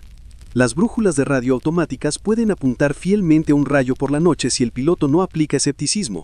Las bandas de radio pueden desvanecerse al amanecer y al atardecer. Un piloto experimentado se encoge de hombros y establece una nueva verificación cruzada mental. El clima agregó su propio drama sin pedir permiso a nadie. En verano, los vientos alisios construyen imponentes torres cumuliformes al mediodía. Sobre los bajíos, esta misma célula puede convertirse en una línea que arroja cortinas de lluvia y dispersa ráfagas en todas direcciones. Sobre el agua ancha, esa misma célula puede ser un brillo sólido sin puntos de referencia. Un pequeño bimotor intentando rodear la parte superior de una torre la encuentra más alta de lo esperado y se encuentra en una fuerte lluvia con pérdida de velocidad de ascenso. Una serie de casos de los 50 y 60 muestra cómo las causas mixtas pueden parecer un misterio singular cuando se registran en una lista. Un avión de entrenamiento naval desaparece cerca de Andros durante un ejercicio de tiro nocturno. Una investigación posterior sugiere que el avión probablemente voló al mar en un descenso gradual después de que la carga de trabajo del estudiante se volvió excesiva. Un bimotor privado desaparece entre Bimini y Miami después de un despegue tardío y una línea de tormentas que se construyó más rápido que el pronóstico. Los restos son arrastrados a la orilla un día después y la historia termina. Nada de esto significa que la gente invente las dificultades. Sugiere que el escenario aquí es concurrido. Las señales son sutiles y las consecuencias de un pequeño error pueden ser rápidas. Cuando los escritores populares reunieron más tarde un registro de incidentes para probar un carácter especial del mar entre Miami, Bermudas y Puerto Rico, extrajeron de una gran piscina en la que nadaban tanto las causas mundanas como los resultados raros. Los casos que no dejaron rastro naturalmente subieron a la superficie. Los que dejaron piezas y causas se hundieron al fondo. Desde la distancia es fácil ver solo la crema. Para principios de la década de 1960, la reputación del Triángulo tenía un escenario adecuado y una audiencia de pago. Los barcos todavía cruzaban el mar en grandes cantidades, y los aviones todavía trazaban líneas rectas en el cielo. Pero ahora, cada caso extraño merecía más atención que una generación antes. 2 historias de esa década todavía se encuentran al principio de cualquier lista. Una es la pérdida de un gran buque cisterna que salió de la costa del Golfo con azufre fundido y nunca llegó a Virginia. La otra es la extraña desaparición de un pequeño bote de recreo a solo 1 milla de Miami, a la vista de las luces de la ciudad. El buque cisterna se llamaba Marine Sulphur Queen. Comenzó su vida como un casco T-2, un caballo de batalla común de los años de guerra, y fue reacondicionado más tarde para transportar azufre líquido caliente. La conversión requirió tanques largos y calentados y un fuerte aislamiento que mantenía la carga cerca de la temperatura de un horno de pan. Salió de Beaumont, Texas, a principios de febrero de 1963, iba profundamente cargado y puso proa a través del Golfo hacia el estrecho de Florida. Una comunicación de radio de rutina cerca de los Lower Florida Keys lo situó en curso y a tiempo. Después de eso, silencio. No llegó a Norfolk. La Guardia Costera comenzó una búsqueda que se extendió hasta Cabo Cañaveral, y días después encontró objetos dispersos que podían vincularse con el barco. Chalecos salvavidas, un hombre del costado, fragmentos de balsa y tapones, ni casco ni hombres. La investigación que siguió fue exhaustiva. Los inspectores revisaron el diseño de conversión y los registros de mantenimiento. El panorama que surgió no era de un mar malo, sino de una embarcación con un historial de tensión estructural que estaba siendo operada bajo altas cargas. El casco T2 tenía problemas de agrietamiento conocidos. La conversión para transportar azufre caliente ejerció nuevas demandas sobre un marco de acero construido para un trabajo diferente. Los informes mencionaron fugas, corrosión alrededor de los tanques y múltiples ciclos de calentamiento y enfriamiento que pueden desgastar el metal a lo largo de los años.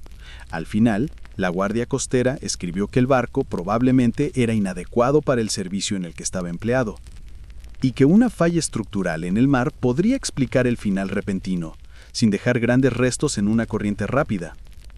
Fue una conclusión insatisfactoria para los periódicos, pero convincente para la gente que sabe cómo envejecen los barcos. El segundo caso es uno que muchos floridanos todavía les cuentan a los invitados. En la noche del 22 de diciembre de 1967, un pequeño crucero con cabina llamado Witchcraft salió de un muelle de Miami para un viaje corto para ver las luces navideñas a lo largo de la costa. A bordo iban 2 hombres. La noche estaba en calma. En algún lugar cerca de la boya frente a Government Cut, apenas una milla de la playa, el patrón radiografió a la Guardia Costera que el bote podría haber chocado contra algo y solicitó un remolque. No estaba en peligro, iba a dejar encendida su luz de ancla. Una lancha motora se dirigió al lugar. El viaje fue tan corto que se puede trazar con un dedo en un mapa. En 19 minutos, la tripulación llegó y encontró agua abierta, sin casco, sin tripulación, sin bengalas. Durante los días siguientes, aviones y botes registraron cientos de millas cuadradas de océano. No se encontró nada. La extrañeza de este lapso de tiempo es lo que mantiene viva la historia. Una milla está a la vista de los balcones de los hoteles y las sillas de playa. La respuesta de la Guardia Costera fue rápida. El clima fue indulgente. Sin embargo, en el tiempo que se necesita preparar una taza de café, la escena se borró a sí misma. Los investigadores consideraron el diseño del bote y el estado de las corrientes. Sabían que aún en una noche tranquila, la corriente de Florida podía tirar de una línea de anclaje como si una mano la estuviera tirando. No hicieron una conclusión firme porque no había nada firme a lo que aferrarse. El caso se cerró con la familiar economía de palabras. Desaparecido, presuntamente perdido. Hubo otros registros en esa década que crearon el estado de ánimo. Un carguero desaparece al sur de las Bahamas y más tarde se descubre que tenía un historial de corrosión y una tripulación fatigada. Una pequeña avioneta charter con destino a Nassau no informa de su posición y es encontrada en un arrecife con todos a salvo. Un rescate ordenado que nunca llega a un libro. Un avión de la Marina golpea un frente de ráfagas y regresa a casa cojeando con el revestimiento rasgado. Cada evento es común de forma aislada. Leídos juntos en la misma página, comienzan a sonar como un coro. A medida que los incidentes continuaron, en la primavera de 1973, un carguero con cemento salió de Fort Lauderdale hacia Puerto Rico y se quedó en silencio cerca del viejo canal de las Bahamas. Los buscadores encontraron un salvavidas días después y nada más. Hubo fuertes chubascos en esa zona ese día. El cemento puede fraguar rápidamente cuando entra en contacto con el agua, convirtiendo una bodega larga en una única roca pesada. La física de esto es simple aunque dura. El caso se encuentra en el mismo cajón que el Marine Sulphur Queen. Carga pesada, tensión estructural, falla repentina sin un monumento brillante en la superficie. Este patrón se ha repetido en el siglo actual, aunque los casos modernos tienden a ser más pequeños y solitarios. A fines de 2020, un pequeño bote abierto que salió de Bimini hacia Florida, con 20 personas a bordo, no llegó. La distancia parece pequeña en un mapa. Es una travesía dura para un barco de cubierta baja cuando el viento sopla contra la corriente. El mar guarda tales secretos fácilmente en invierno. Una ráfaga repentina, un cambio de peso, un costado bajo el agua por un instante y luego el agua toma el control. Para las familias en la orilla, la ausencia de restos parece inquietante. Para la gente que trabaja estas aguas, la ausencia parece trágicamente normal. Lo que hace que el Marine Sulphur Queen y el Witchcraft sean duraderos no es que no se puedan explicar, es que las explicaciones nos obligan a aceptar lo fácil que el agua de mar puede terminar una historia sin dejar nada que un visitante posterior pueda señalar. Amamos los rompecabezas que dejan un mechón de pelo o un guante. Esta región a menudo no ofrece ninguno. Cuando una investigación debe terminar con cautelosas posibilidades en lugar de una firme causa, se abre un espacio que el folclore se apresura a llenar. En ese espacio entran las conversaciones sobre nieblas extrañas, brújulas que giran y luces que cuelgan sobre las olas. Los documentos en los archivos dicen algo menos teatral. Dicen que los barcos pesados pueden romperse, que los barcos pequeños pueden salir mal repentinamente y que incluso una respuesta rápida desde la orilla puede llegar y encontrar un horizonte limpio. Para cuando el Triángulo se ganó su reputación, una pregunta más tranquila comenzó a circular en las oficinas que llevan las estadísticas. ¿Es esta región realmente más peligrosa que otras esquinas concurridas del océano? Las agencias que rastrean accidentes dijeron que no. La Guardia Costera señaló que el área entre Miami, Bermudas y Puerto Rico soporta un tráfico pesado por mar y por aire, y que el número absoluto de incidentes aumenta donde aumenta el número de viajes. Lloyd's y otras aseguradoras no cobraban tarifas especiales para la región. Los funcionarios de NOAA respondieron a las cartas con la misma frase tranquila: no hay evidencia de una acumulación inusual cuando se ajusta por la intensidad del tráfico. Este punto de vista puede no aparecer en los titulares, pero es la base sobre la que comienza toda buena explicación. La geografía juega su papel silencioso. Miren un mapa batimétrico y toda la historia se agudiza. La plataforma de Florida termina en una fuerte caída. Más allá de ese escarpe, el fondo marino cae en la hondonada de Blake. Al sur, la fosa de Puerto Rico se hunde a más de 5 millas. Las Bahamas están rodeadas de bajíos carbonatados poco profundos que caen repentinamente en la lengua del océano y otros pasajes profundos. Un avión pequeño que llega a aguas profundas no será encontrado sin una búsqueda dedicada y una pizca de suerte. Un carguero que se rompe donde la corriente es fuerte dejará un rastro tenue. Nada de esto es misterioso. Es la física sobria de un paisaje submarino escarpado. Las corrientes dan forma al resultado sobre ese paisaje. La corriente del Golfo es el verdadero motor. Es rápida como un río y fluye de día y de noche. En su borde occidental, cerca de Florida, puede arrastrar escombros flotantes lejos del lugar de un incidente, antes incluso de que un avión de patrulla despegue. Cuando un informe dice que no se encontraron restos, no prueba que nunca existieron restos. A menudo significa que fueron arrastrados fuera del alcance, antes de que se pudiera trazar la primera línea de búsqueda. El clima proporciona el resto del contexto. La región se encuentra bajo la trayectoria de huracanes durante la mitad del año. En invierno, los frentes fríos son empujados sobre el agua cálida y pueden causar chubascos bruscos. En verano, la convección crece en torres altas ya temprano en la tarde. Los tornados marinos no son raros.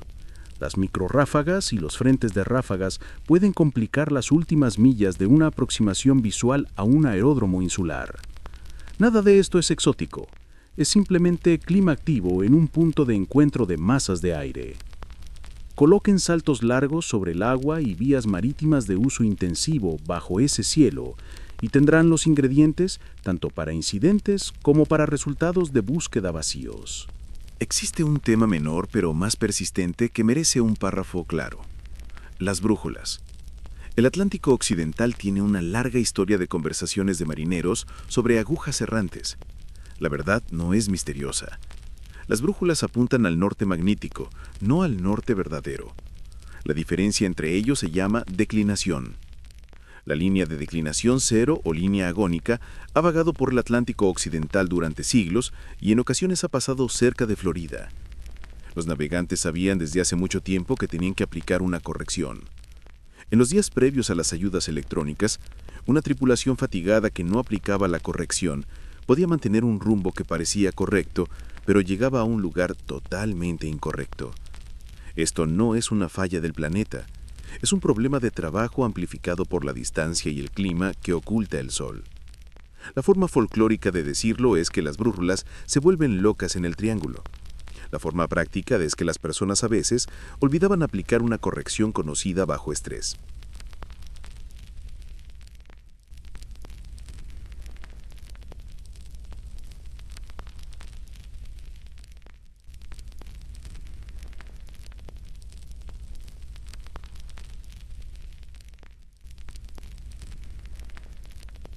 Antes de que un lugar pueda convertirse en leyenda, necesita una etiqueta que se pueda pronunciar con una taza de café.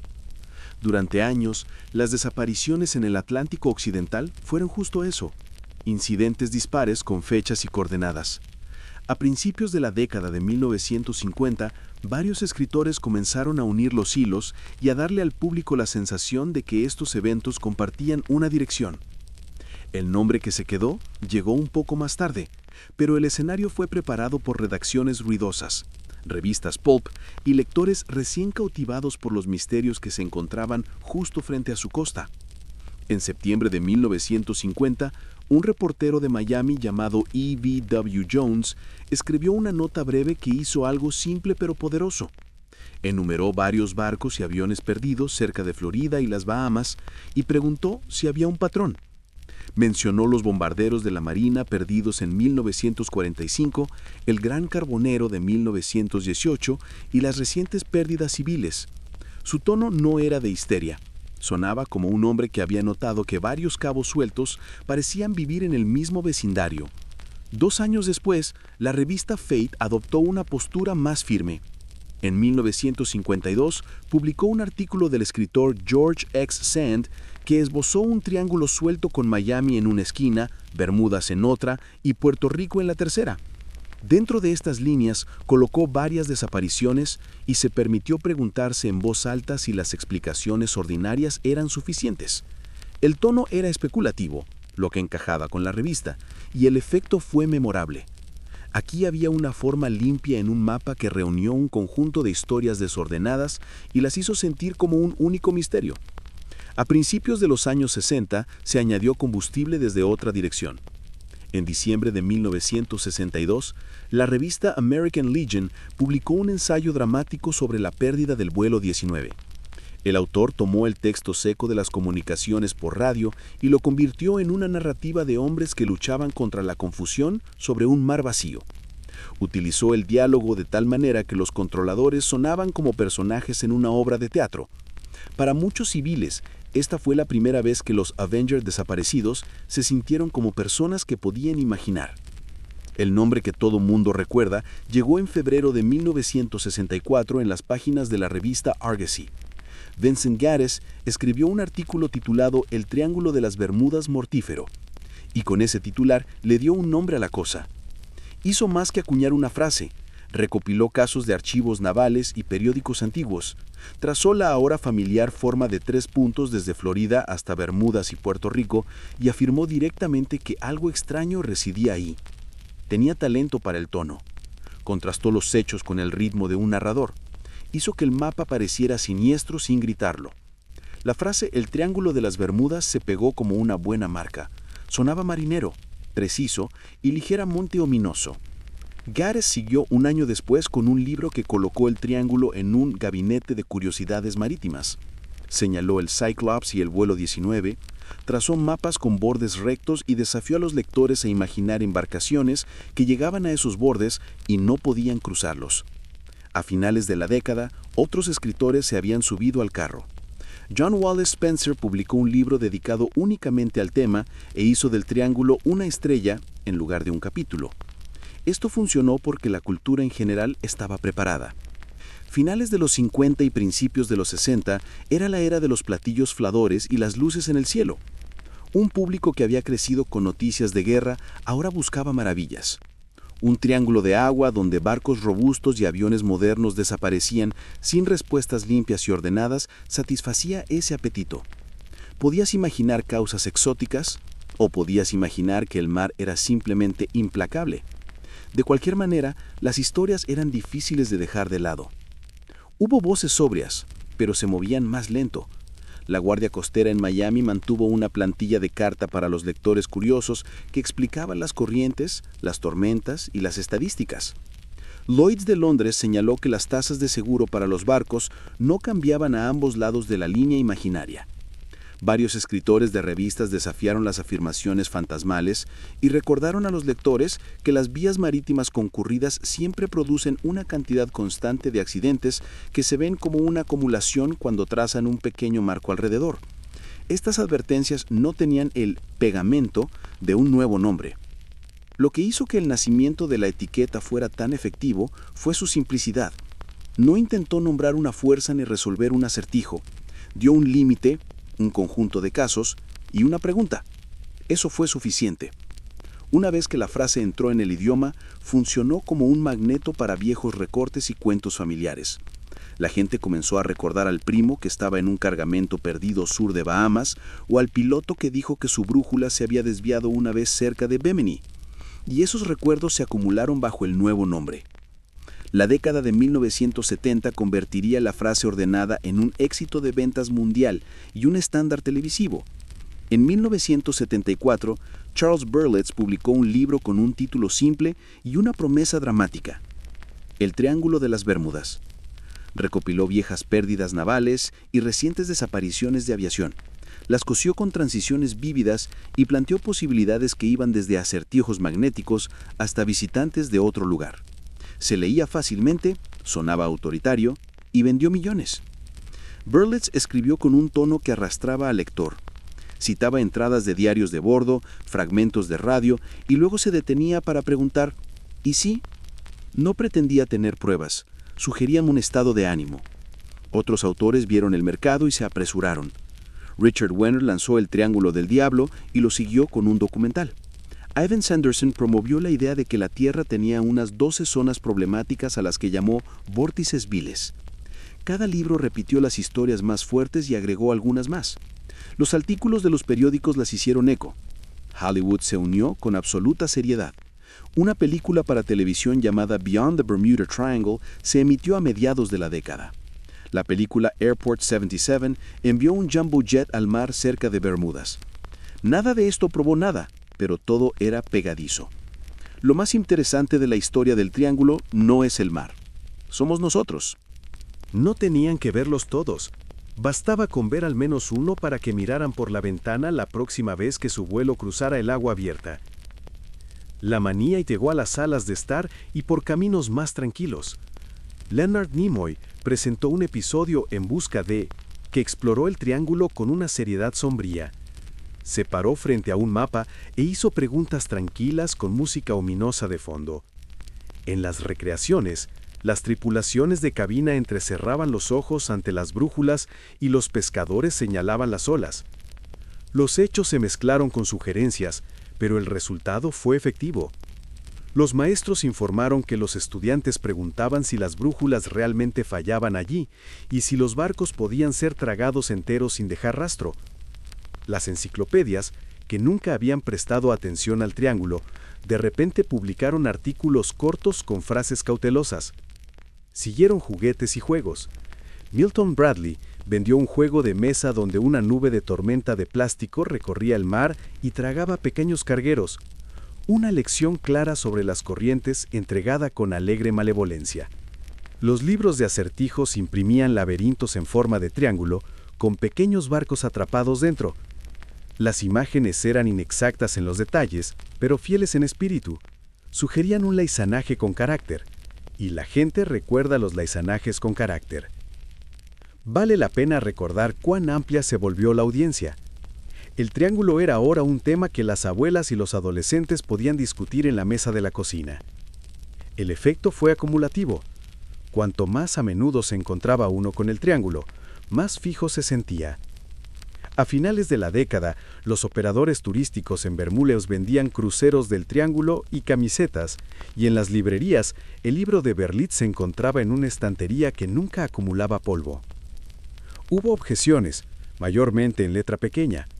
Los artículos escépticos recordaron a los lectores que las tormentas y las corrientes son buenas para ocultar pruebas, y que el supuesto patrón parece menos sorprendente si se compara el Triángulo con otros mares concurridos. Los marineros escribieron cartas explicando cómo se leían mal las entradas de los diarios de a bordo, pero la corrección nunca alcanza la historia que cautiva. La década de los 70 perteneció al cautivador. Al final, lo que logró la década fue simple. Tomó un puñado de pérdidas genuinas y las envolvió en una narrativa que era difícil de resistir. Una vez que el triángulo tuvo un nombre, la imaginación no tardó en instalarse con una maleta llena de ideas. Algunas eran viejos cuentos de viajeros con ropa nueva. Otras eran palabras científicas inteligentes reutilizadas para llevar un toque de magia. El mar entre Miami, Bermudas y Puerto Rico se convirtió en un escenario para actuaciones que podían convertir una tarde tranquila en una animada conversación. Podías elegir invitados del cielo, imperios perdidos bajo las olas, el tiempo que se había vuelto un poco loco, o un planeta con líneas de energía secretas que se portaban mal en 12 zonas desafortunadas. La mayoría de esas teorías eran escasas en evidencia y ricas en personalidad. La idea de la interferencia extraterrestre es la más fácil de resumir. Se ven luces extrañas en muchas partes del mundo. Algunas han sido vistas sobre el agua. Algunos autores unieron esto y sugirieron que los aviones o barcos estaban siendo coleccionados por alguien de otro lugar. Como explicación, no ofrece nada que se pueda probar. Sin embargo, la idea se afianzó en la mente del público porque satisface un hambre simple. Las grandes preguntas merecen grandes respuestas. Si un bombardero y un avión de rescate pueden desaparecer el mismo día, tal vez sea porque una mano enorme se extendió. Cuando se mira hacia atrás en los diarios de a bordo y los mapas meteorológicos, la mano se convierte en una banda de niebla y una serie de malas decisiones, lo que es menos satisfactorio en una fiesta. La Atlántida trajo su propio coro. Para los lectores de la década de 1970, la ciudad hundida se sentía recién posible. Los buzos cerca de Bimini encontraron una línea ordenada de bloques de piedra en 1968, y las fotos llegaron a libros populares con subtítulos que invitaban al asombro. Los geólogos que conocían la piedra de playa de las Bahamas explicaron que la acción de las olas rompe y deposita naturalmente la piedra caliza en filas ordenadas a lo largo de antiguas costas. Cuanto más se aprende sobre un lugar, menos necesita una explicación. Un pariente de la Atlántida es la idea de vórtices de energía, o nodos de la cuadrícula terrestre. El argumento era que el planeta tiene un conjunto de puntos calientes poderosos donde el magnetismo o la gravedad se desplazan un poco, y uno de ellos se encuentra bajo el Atlántico Occidental. El problema es que el magnetismo que medimos ahí se comporta como en cualquier otro lugar, excepto por la declinación normal que todo navegante aprende a corregir. El mapa de los supuestos vórtices es ordenado de una manera que la naturaleza rara vez es, lo cual es una pista de que la mano que sostiene el lápiz se preocupa más por la simetría que por los datos. Los deslizamientos de tiempo y los portales dimensionales también tuvieron su momento. La historia aquí es que una embarcación entra en una niebla o un anillo de nubes. Los instrumentos giran y cuando sale faltan horas o la distancia se ha colapsado. Los pilotos han informado rarezas reales. Estática que hace que las agujas salten, inversiones de temperatura que refractan el radar y la radia de forma extraña. Todo esto no son puertas a otras eras, son recordatorios de que la atmósfera es un lugar concurrido. Ahora vayamos al otro lado de la mesa, donde viven las personas con portapapeles y tablas de mareas. No preguntan ¿y sí?, sino ¿en qué isla? La primera herramienta que toman es la más aburrida de la sala, la estadística. Si el triángulo fuera realmente excepcional, las afirmaciones que la gente hace sobre él se reflejarían en las tasas de accidentes. Pero no lo hacen. Cuando se ajustan los datos brutos por el tráfico, no parece fuera de lo común. Esta es la conclusión menos romántica de todas. La geografía ofrece el siguiente conjunto de respuestas. El fondo marino cae bruscamente frente a Florida hacia la hondona de Blake. Al sur, la fosa de Puerto Rico cae en picado a profundidades que se tragan toda esperanza de una fácil recuperación. Combina esta profundidad con una corriente que se mueve como un río, y tienes un foco de desaparición incorporado que no requiere a ningún mago. Los restos están ahí y luego no lo están. En los bancos de las Bahamas el problema es el inverso. Los vastos bajíos y las cabezas de coral castigan cualquier lapso de vigilancia. Se puede dañar un casco en un agua que parece una piscina. Muchos de los misterios más persistentes comienzan con este par de hechos. El fondo es muy profundo en un lugar y muy poco profundo en otro. la corriente se lleva lo que flota y los arrecifes se llevan lo que no flota. El clima construye el tercer pilar. En invierno, los frentes fríos se deslizan afuera del continente y se encuentran con agua cálida. Ese matrimonio produce chubascos enérgicos y fuertes líneas de viento. En verano, la convección pompa torres de nubes que luego descargan ráfagas y cortinas de lluvia. Los tornados marinos caminan sobre agua abierta. Las microrráfagas descienden de los yunques de clauja y extienden vientos bruscos a lo largo de la superficie. Todo esto no son exóticos, son simplemente clima activo en un punto de encuentro de masas de aire. Ahora, vayamos al otro lado de la mesa, donde viven las personas con portapapeles y tablas de mareas. No preguntan ¿y sí?, sino ¿en qué isla? La primera herramienta que toman es la más aburrida de la sala, la estadística. Si el triángulo fuera realmente excepcional, las afirmaciones que la gente hace sobre él se reflejarían en las tasas de accidentes. Pero no lo hacen. Cuando se ajustan los datos brutos por el tráfico, no parece fuera de lo común. Esta es la conclusión menos romántica de todas. La geografía ofrece el siguiente conjunto de respuestas. El fondo marino cae bruscamente frente a Florida hacia la hondona de Blake. Al sur, la fosa de Puerto Rico cae en picado a profundidades que se tragan toda esperanza de una fácil recuperación. Combina esta profundidad con una corriente que se mueve como un río, y tienes un foco de desaparición incorporado que no requiere a ningún mago. Los restos están allí y luego no lo están. En los bancos de las Bahamas, el problema es el inverso. Los vastos bajíos y las cabezas de coral castigan cualquier lapso de vigilancia. Se puede dañar un casco en un agua que parece una piscina. Muchos de los misterios más persistentes comienzan con este par de hechos. El fondo es muy profundo en un lugar y muy poco profundo en otro. La corriente se lleva lo que flota y los arrecifes se llevan lo que no flota. El clima constituye el tercer pilar. En invierno, los frentes fríos se deslizan afuera del continente y se encuentran con agua cálida. Ese matrimonio produce chubascos enérgicos y fuertes líneas de viento. En verano, la convección pompa torres de nubes que luego descargan ráfagas y cortinas de lluvia. Los tornados marinos caminan sobre agua abierta. Las microrráfagas descienden de los yunques de clauja y extienden vientos bruscos a lo largo de la superficie. Nada de esto es exótico. Son simplemente clima activo en un punto de encuentro de masas de aire. Las olas errantes ahora son parte del conjunto de conocimientos oceánicos estándar. Son olas empinadas y potentes que pueden duplicar la altura del oleaje predominante en una cantidad sorprendente y han causado daño a barcos en muchos océanos. La interacción de corrientes fuertes con vientos opuestos es una forma en que se forman tales olas. El borde occidental de la corriente del Golfo les proporciona esa configuración con suficiente frecuencia como para tomarla seriamente. Un buque carguero o un pequeño fletador que se encuentra con una de ellas en el momento equivocado puede sufrir un daño que provoca el efecto dominó. El cargamento por sí mismo importa más de lo que los lectores de thriller suelen admitir. Las cargas de volumen pueden volverse traicioneras si la estiba es descuidada o si el agua entra donde no debería. El buque cisterna que llevaba azufre fundido era un barco reacondicionado con problemas de fatiga metal conocidos. El mar es duro para los objetos metálicos largos. En el aire, la lista de razones prácticas es igual de confiable. La fatiga es poderosa. Una tripulación que lucha contra un viento en contra a baja altitud durante horas es más probable que se pierda un pequeño cambio en la deriva.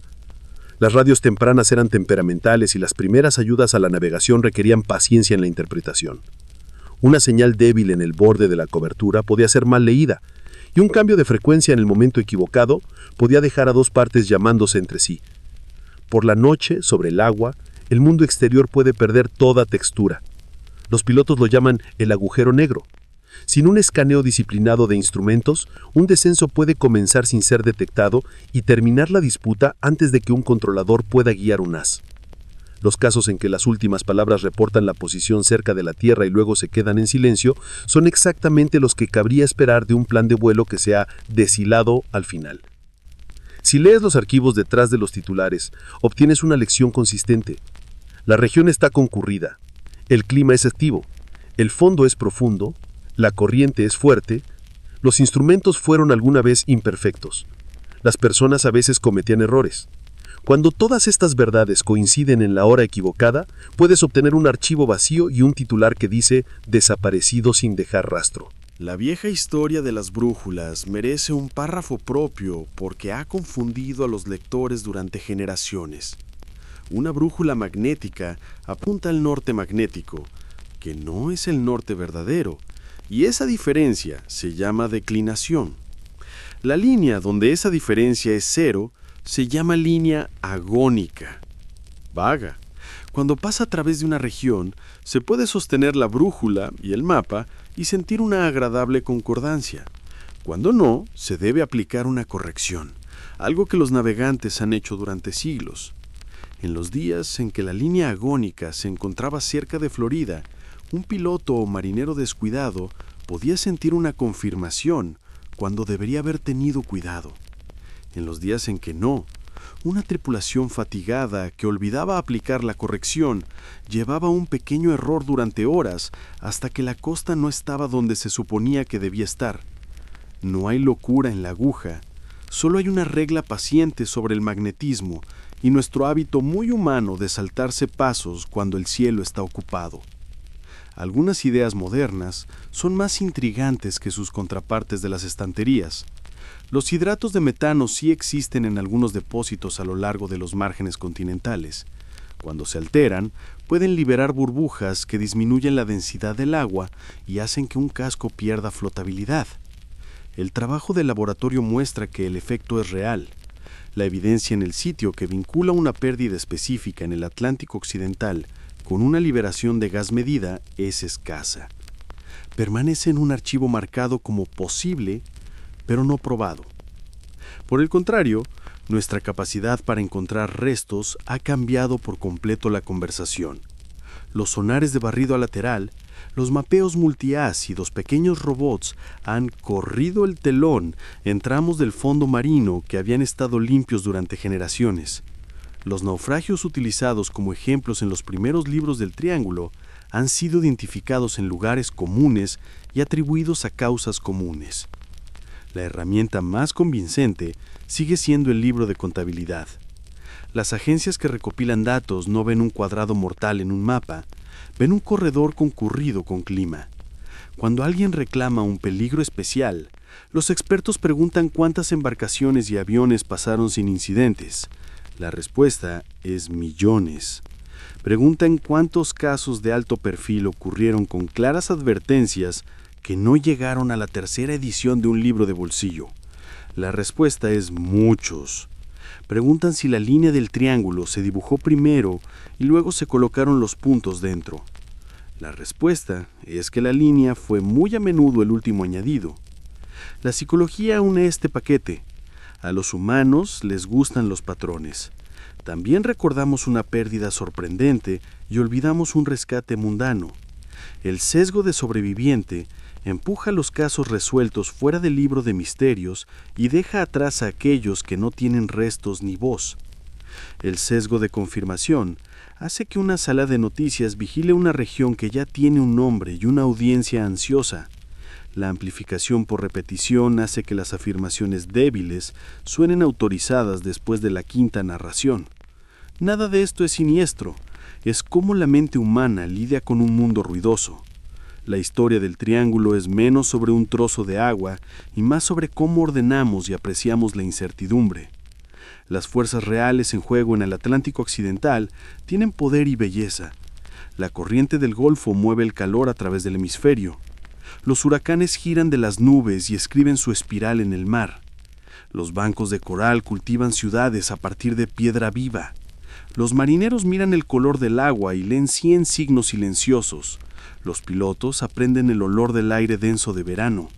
Hay suficiente asombro en esto, sin túneles de tiempo y baterías ocultas bajo las olas. El balance final es simple. El Triángulo reunió una multitud de teorías porque un puñado de pérdidas no dejaron rastro. Las más fuertes de esas teorías son las que comienzan con un mapa, y un mapa meteorológico. Apuntan a la profundidad, la corriente, el viento, la carga, el mantenimiento, los instrumentos y el juicio. Cuando se suman en una hora desafortunada, el archivo a veces termina sin restos y con una familia que nunca sabrá más que la fecha.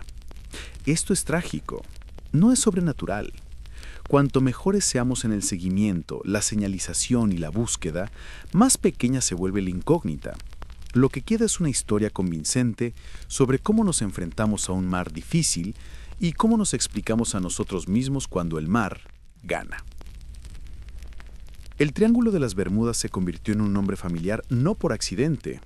Pasó de los informes de la Guardia Costera y los registros marítimos a la sala de estar porque narradores de todo tipo descubrieron qué funcionaba en la página, en la pantalla y incluso en la pizarra de la mesa de la cocina. Los libros lideraron este pasile. El bestseller de Charles Berlitz de la década de 1970 puso el triángulo en todos los puestos de venta de aeropuertos. El contrapeso llegó casi de inmediato. El bibliotecario Larry Kush pasó años investigando fuentes primarias y publicó un libro que trataba el triángulo como un catálogo de errores de informes, clima y debilidad humana. Los dos volúmenes se encontraban en los mismos estantes y le dieron al público la opción entre milagro y papeleo.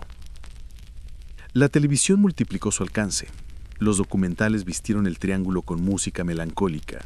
En busca de, con Leonard Nimoy, presentó el tema con seriedad sobria y le dio a una generación las primeras imágenes en movimiento de los casos principales. La historia también pasó al drama. Se podía ver una película en la que un avión se hundía en aguas tranquilas y un rescate audaz se desarrollaba bajo la superficie. Los comediantes se unieron y convirtieron la frase en un suave remate. Un calcetín perdido fue dicho que había ido al Triángulo de las Bermudas de la lavandería. Una oficina que absorbía documentos se convirtió en el Triángulo de las Bermudas de la contabilidad. Cuando una idea da ese salto a la broma, deja de ser simplemente una afirmación. Es una herramienta cultural. Los niños conocieron el triángulo a través de juguetes y mapas. Milton Bradley vendió un juego de mesa donde una nube de tormenta errante eliminaba barcos del tablero. El turismo encontró un tono que mezclaba el teatro con la hospitalidad. En Bermudas, los barcos turísticos trazaban arcos cortos hasta el borde del arrecife, mientras los guías contaban historias que comenzaban con la historia y terminaban con un guiño. El triángulo incluso dio forma a cómo los videojuegos y los cómics representaban el océano.